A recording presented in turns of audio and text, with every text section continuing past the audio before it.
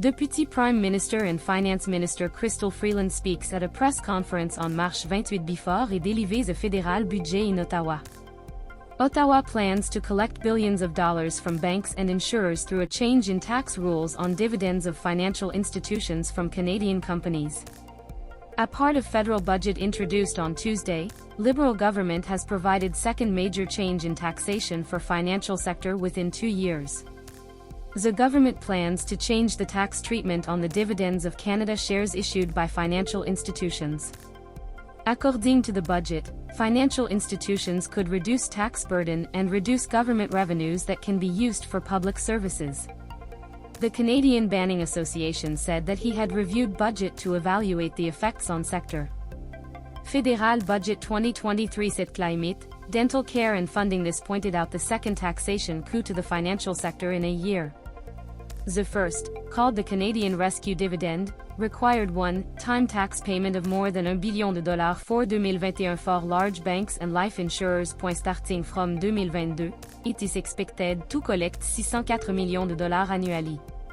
According to the predictions of the Parlament Budget Officer in September, a total of $2 billion for 5 years.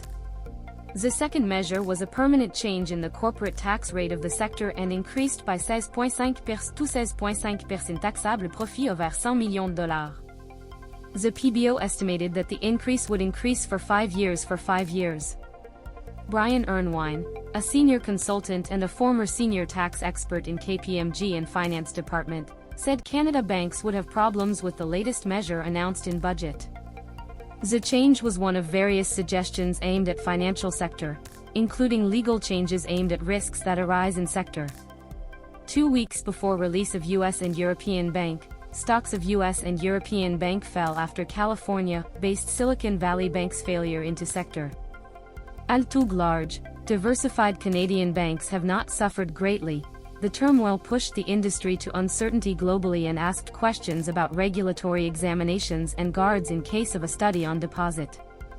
In addition to raised risks brought to agenda by banking crisis, government pointed out failures of crypto trade platform FTX and New York-based Signature Bank as an example of more consumer protection than digital assets and risks. The budget said that OSFI would consult with federal financial companies on explanations of cryptoform exposures.